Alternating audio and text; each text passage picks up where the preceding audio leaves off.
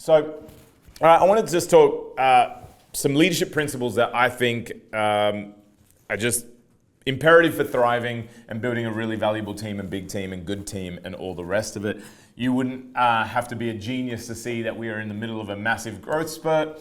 Everything is just moving and cranking. I mean, it has been so fun this year. But the thing is this, as it gets bigger, so do the problems, so do the gaps. I'll take them. I'll take a growth problem any day with my necklace. I don't know why I did that. Or just shocked sometimes. So I wanted to talk through some principles that help guard us and just keep things moving and keep things growing during those seasons. So the first one is this: excellence is a journey, not a destination. I think I'm really not a big fan of any kind of destination thinking in leadership, because what it does do is it robs you of perpetual growth. And I think that destination is almost a sense of experts versus forever students. And for me, I would think that People Church is in better hands if we're all students. So excellence is a journey, and it's for me, excellence is a mindset. It's something to constantly ask yourself, is the thing you lead actually growing in the matter of excellence?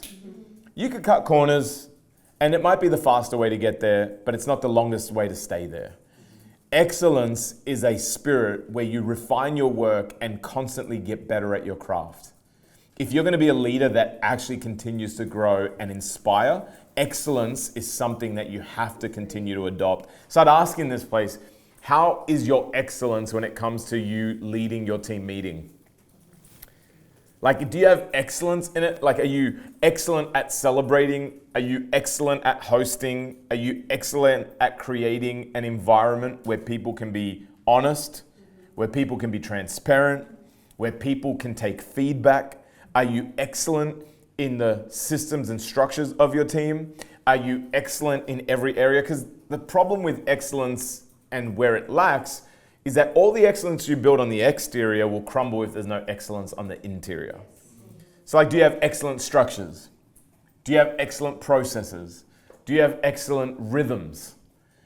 Excellent rhythms as a leader will produce more excellence. So do you have a rhythm of reflection?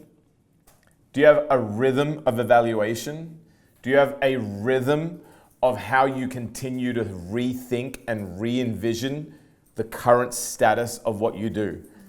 I think one of the detriments with destination thinking and even in the areas of excellence is that the minute it's working, it has been my experience, it's about to break. So when it's when you've just come off a high and your team's had the biggest Sunday, biggest wins, biggest growth, you've just seen the most volunteers launched, just instead of celebrating, I would say protect your momentum and go and look at what's missing. So in the area of if there is something that is excellent right now, go back and look at what's not. Yeah, for sure. Is your communication excellent? Are you excellent at bringing vision? Are you excellent in the areas of leadership of talking the price of admission? Do the people know the cost of leading in your ministry, in your team, in our context, in our day and age? Have you actually been clear at talking about the cost of admission, the price of admission? Because the last thing you want is a lack of excellence in setting expectations. Yeah, for sure. All it'll lead to is people that are shocked, people that are not fully invested. And so wherever you can, set the expectations with excellence. When you do, what you'll see is that everything you do will work. Why? Because excellence is simply equated in quality. And I'm a big believer in this. You should make the best decisions for the best quality that you can possibly do in the moments that you're in.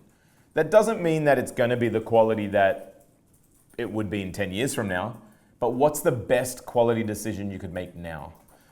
Using Renée, because it was the last thing I celebrated, there's a lot that we could brainstorm and get excited about and envision.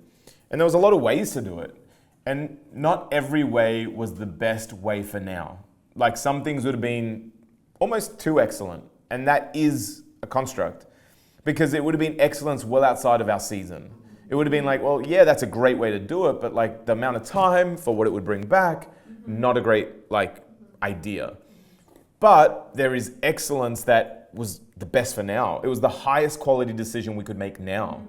And so I say that because you could feel limited by your budget, you could feel limited by the size of your team, by the size of our church, by the influence, by where your leadership's at. But if you could just stack quality, quality will always bring quantity. In fact, we often end up chasing brands and items that are not made in quantity, but they're made by quality. Those brands everybody wants, and the brands that are in quantity, not everybody wants, but everybody can access. Why? Quality is rare. So bring quality to your leadership, bring quality to your feedback, bring quality to your engagement. Are you a good listener in your meetings? Do you have quality of focus and excellence of focus in your leadership? These things, I promise you, will bring and build a great team. The second thing is this: vision drives growth and capacity. Vision drives growth and capacity. Years and years ago, we were sitting in a meeting, and we were just in the earlier years of church, right? Where, if you remember it, there wasn't many, it didn't feel like there were many wins. And we had a lot more dreams than we had realities everywhere. And in that process, we'd sit in meetings with this idea of quality and excellence, driven by this second point of vision drives growth and capacity. And we were making decisions for the should be.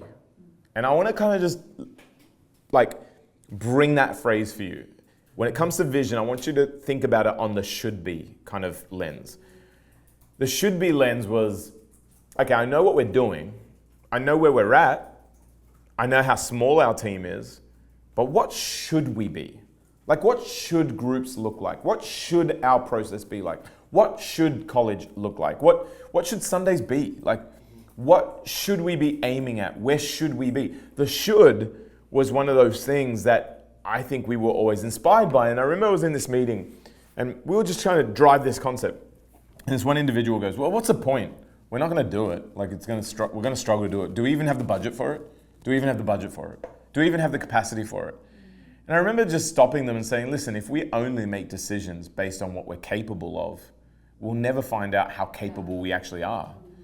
Vision driving things is when you actually set things up according to what should be, not according to what is possible.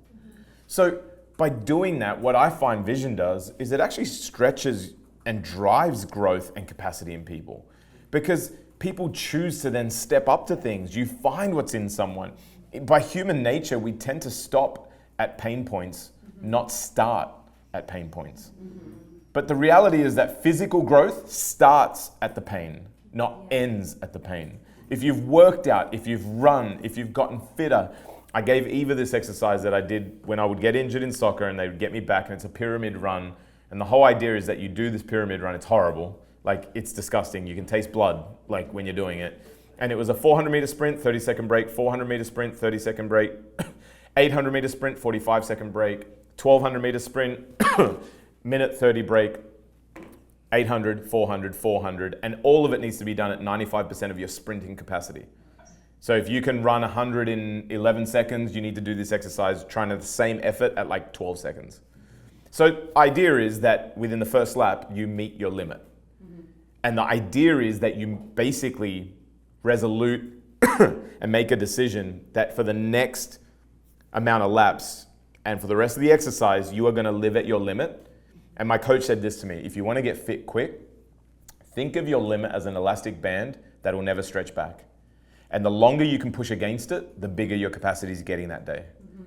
Vision will ask us to meet our limits and then live at them for such a time that capacity is increased and growth is the outcome. If we only made decisions based on where we were, we'd never be where we are. So I want to encourage you, there's a balance in leadership where we feel compassion, empathy towards where we currently are. And it's hard to watch someone struggle through a sprint and an exercise, because that compassion says, man, Jack's running. She's right there. And whilst that exercise, I could only do it twice a week, right? Which will cap off my point on this. In that moment, it required everything. I think sometimes as leaders, we take our foot off the accelerator, and there is where we actually find ourselves in this perpetual cycle of my people aren't getting bigger, and we're not making decisions for better, we're making decisions for safer. but it's vision that will actually bring the most out of people. Sarah was saying at the parents panel that the sequoias, when fire hits them, is actually when the seed breaks open, and that's how they germinate. The Australian bush is the exact same way. So although it is devastating to watch the bushfires, it's also beautiful to watch the aftermath. Because the aftermath is a actually more robust ecosystem, not a weaker ecosystem. If we constantly try to protect our teams from fire versus fireproofing our teams because vision stretches us, you're only going to have a team that's not capable, a team that doesn't know how to stretch and grow, and you won't fulfill your job as leader, which is grow people, grow things. If it's not growing, I'm sorry, you're not leading yet. And not all growth is numerical, but if it's not numerical, at the very least, let the vision stretch people. Let the vision stretch strategy. I mean, get vision that puts you in a whiteboard and you're just racking your head around, how do we get there? Our goal, one of our values as People Church in our team is we live by why not. Why not us? Why not now? Why not in a city? Well, that's a should be mentality. I want to encourage you this year as you're rounding up and we're kind of coming to the finish line, don't jog, but sprint. And part of the sprint is hold vision in a level that will stretch your teams and build their capacity. Vision drives growth and capacity. Here's the wisdom of it. My coach, I was like, this is awesome, I'm getting gains. He's like, well, you can't do this every day. The most you can do this is twice a week because you're pushing your body too far and eventually you'll break. You got to know the times. The vision never changes, but the push towards it requires wisdom. If you constantly are staying safe, maybe it's time for you to push into the vision. If all you do is accelerate towards the vision, maybe it's a bit of time to give your team a bit of a breather so that they can catch up to it. But either way, vision stewarded well, I promise you this, it'll increase capacity, it'll stretch. Last thing I'll say is people will give their life for a cause, but they'll sacrifice or they'll push for a vision.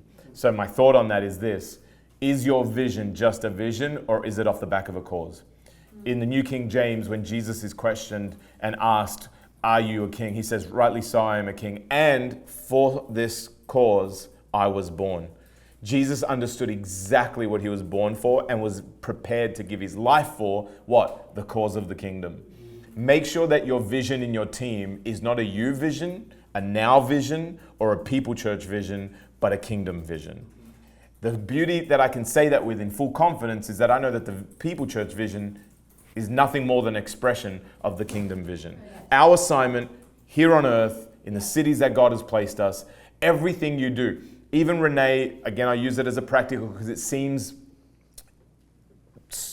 simply tangentially connected, but it's not. It's People Church. It's the vision of seeing people to Jesus and Jesus to people through an expression of technology and software that serves both our house and others. But if we didn't ask ourselves, is this kingdom? People wouldn't be sacrificing. It's not worth it because it's a struggle. So I want to encourage you, build your team, fireproof it with vision that'll stretch capacity, build growth, and continue to take you to the things that you never expected. Set high marks and watch yourself exceed them. Number 3 is simple. Know the needs, meet the needs. Every leader, every product, every company that flourishes knows the needs, meet the needs. When was the last time that you did a needs assessment and then asked yourself, how do I simply meet the needs? Let's use one that's just business and Shannon. Okay, Shannon's over the business of church and finance, and the culture around finance is a big part of her job. We just went from 294 people giving, with only 40% of those tithers possibly, to 406 tithers. Now that is a huge change, and what that tells me is that the Holy Spirit's waiting for you to meet needs that he's wanting to breathe on.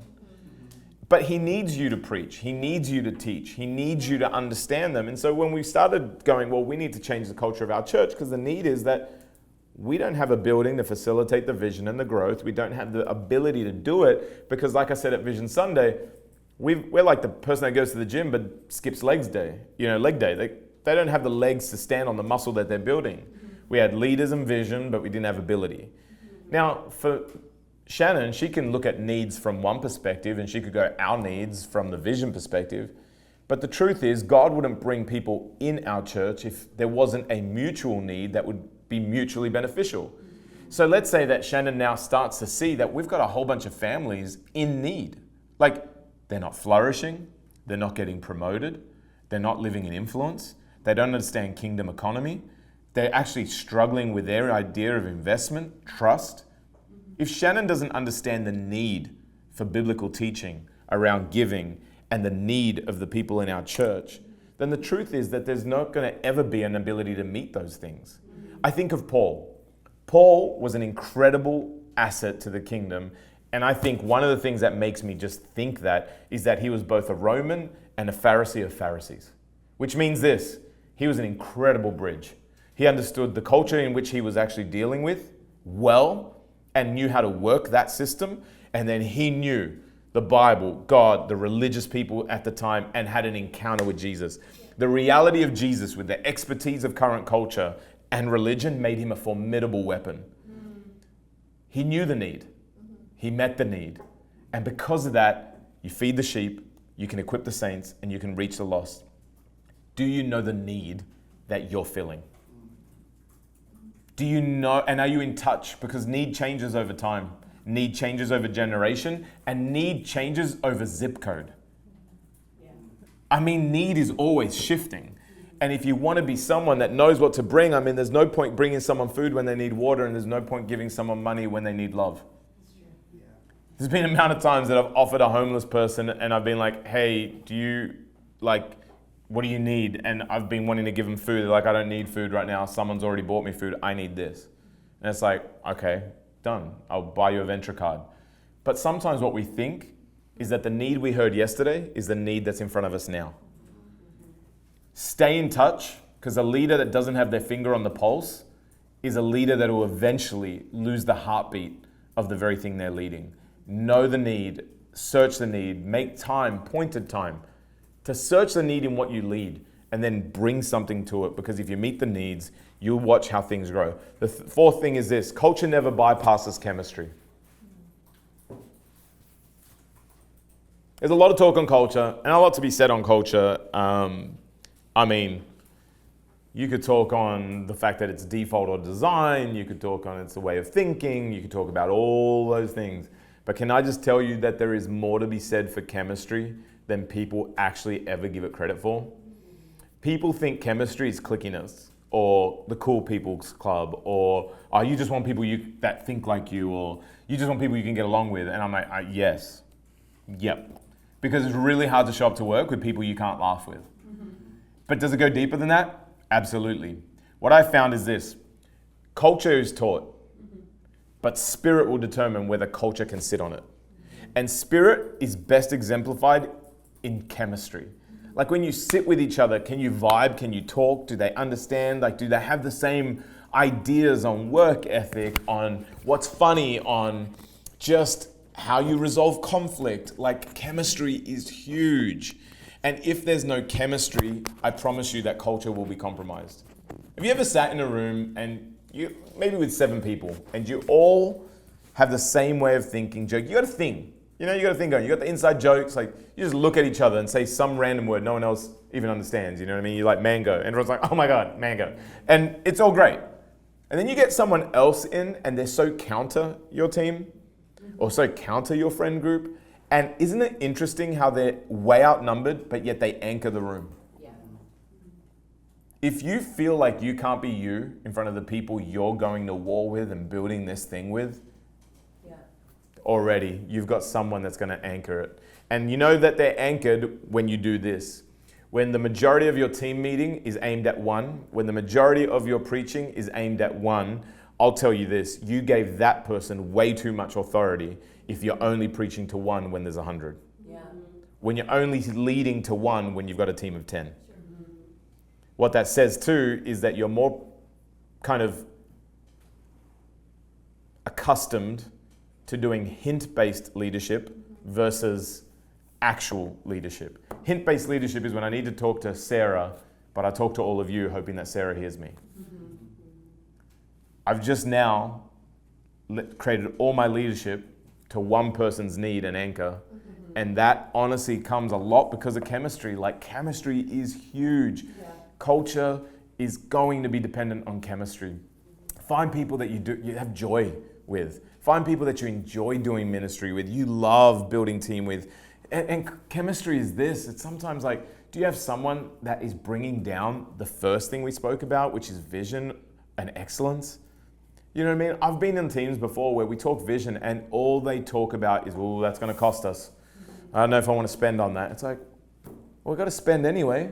Let's spend on the vision. Let's spend on where we're going. And the minute that there's a lack of alignment, I promise you, it will weigh down your team, and it'll become something that is honestly one of the hardest things to overcome. Yeah. How's the chemistry? How's your chemistry with your team? Do you have to work on it? Chemistry can be built, but you have to be intentional with it. Don't be a high-functioning team and a low-hanging team. Yeah. Like, you've got to hang, and you've got to be able to laugh together and vibe together. I think this, Maddie was saying today how excited she was to come in and just be with her team today. That's chemistry. And you know what? That's not always what Maddie was saying. In fact, 2 retreats ago, I think it was, Maddie's like, hey, I really feel like I don't need to be leading creative anymore. And I was like, yeah, I really don't feel that. And I was like, do you feel that from God? Or and she's like, I hate you. And walked off. This is what I'll celebrate about Maddie. The hardest thing to correct and change is chemistry. Because people will often think they got the job because they could do the job. That's not the only reason you got the job. You got the job because you know how to be part of the fabric of a culture and a team. And culture eats competency for breakfast all day, every day. You could give me 2 competent teams and I could put 2 culturally aligned teams, and the culturally aligned team will beat the competent team every single time. Culture is a way of thinking, feeling, and acting, and how do you act together is chemistry. Look for chemistry, and I promise you, you enjoy showing up to work, you enjoy leading your team, and your team will start winning again. I've watched teams start losing the minute they lose chemistry. Chemistry is tempo, it's timing, it's all those things. Chemistry is something that is not just on the way you work together, but the way you hang together. My 5th point is this: personal leadership predicts corporate growth. Personal leadership predicts corporate growth.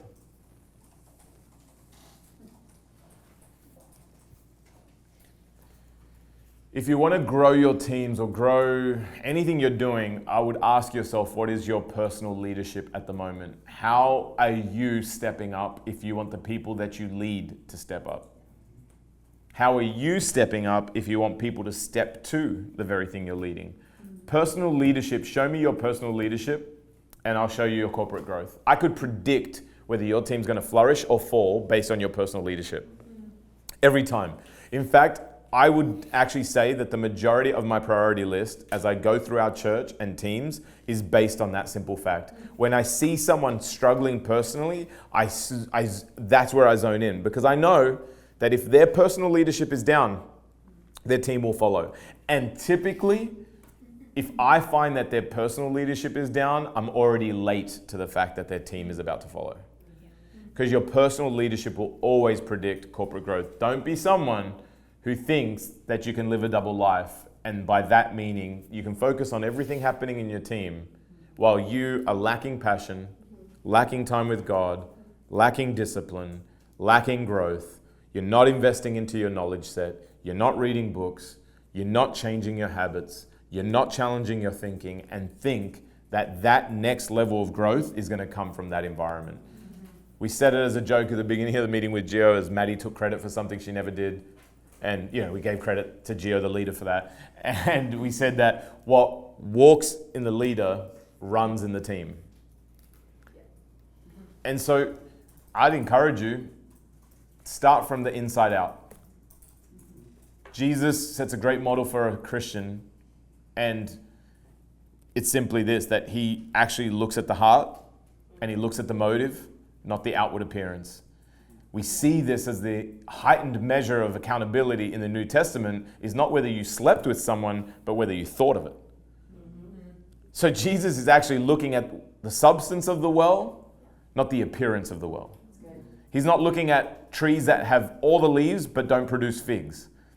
He cursed that thing because why? It was an outward appearance of fruit and it didn't have it. So my question would be, what are you doing now? What goals have you set? And when was the last time you reset what your personal leadership is? Don't start with a strategy for growth of your team if you don't first have a strategy of growth for you. Have a self-growth strategy, then bring a team growth strategy, and watch how things will naturally grow because you've shifted your capacity and you lead by example. And people will be inspired by the example of your shift. So lead by example. Personal leadership predicts corporate growth. The last thing is this: lines must be held for vision to keep shape. Lines must be held for vision to keep shape. Sometimes, we have a vision for our family, right? Odds and I, and it started just early on in our days. We in fact, I go back to some of our conversations before I even asked her to be like my wife or even my girlfriend. And the things I would say were so like, I'd speak in that we're going to lead a church one day. We're not even fully dating. I'm just like, you're in, bud. I can see you being a part of this, Like, I'm laughing now because as I'm really thinking of it, I'm like, what the heck was I thinking? Like, we were on our first walk ever. I held her hand for the first time and I said to her, I'm going, like, my ears are red. I said, I see you and me being like two pillars of one church and like equal, we have gifts that will be like responsible for the different aspects of the church. You know what I mean? Like, and so whilst we've always known that I lead and the man is the leader, I just always valued the gift that Ords brings and that it has such an impact on the church. That was the first time I held her hand. I'm like, do you want to hold hands and start a church? Like, what was I thinking? I was like, man, lucky there wasn't swiping her back then because she would have been like, swipe. I need someone else here, bud. But like we've always had this vision, and the hardest thing with getting a vision to look like what you want it to is holding lines. Because holding lines is honestly something that slips away from you day by day in the smallest of things. And I'll just tell you that there was some moments where we got to our family and we were just like, how did we get here? Like, why are our kids acting the way they're acting? And I'll tell you why, because when you're tired and you come home and there's a battle for a tantrum or a battle to just give them what they want, the battle to give them what they want, not for their sake, but for your sanity, is often there. And I've watched that translate to teams where you can't be bothered having the fight because it's just not the day for the fight. You know what I mean? You've just come out of a meeting. It was already difficult. You're swamped. You got a phone call. You've got the sniffles. You're already tired. And that's the day where the question comes. And what you allow is you give up portions of real estate on the decision-making power of the day-to-day things that in your heart of hearts conflict with the vision that you have for the culture of the team, the vision of this church, the vision of what you heard from God on what your team will be this year. And every time you give it up, you move the line. I'll never forget, and I've said this story so many times because I was just talking to someone about it the other day. They said to me, man, to be honest, like, I don't like my church right now. I don't like the team. I don't like any of it. And he goes, I just knew I should have been making decisions and I kept holding off. And I always go back to my first flight that I was able to take home in the early years of the church. I was so concerned with how I fed my family and how do we actually keep people because we got nothing, that I altered the vision of the church and I gave up real estate. Why? Because it was an inconvenient time to hold the line. But the minute you stop holding the line is the minute you just change the shape of the vision. So I want to encourage you to make daily inconvenient decisions that hold lines and make the team what you always wanted it to be. It might seem rigid, it's actually faithful. It might seem like you are immovable, you're just steadfast. There's things about vision. Look, you could compromise on anything, but just don't compromise on vision. It's inconvenient. It's not always something you want to fight, and quite often it comes at the most tired point of your season, of your day, of the hour, but that's the decisions that you'll eat from later. What's inconvenient to do now is even more inconvenient to fix later. So Hold to that vision and hold to what God's got for you. Hold to culture. Make the tough calls daily so you don't have a massive tough thing to fix later. I promise you, you do those things and I believe your team will continue to move and grow. And then I want to leave you with one last thing, and it is this. If there's anything that I would put someone on staff for in this church, and anything that I would keep someone on staff for in this church, anything that would constitute a pay raise from every aspect of what we do, is simply this. I do not pay anybody for their function. Their function is a bonus, right? What I really pay people for is vision, leadership development, and culture. That's what I pay people for.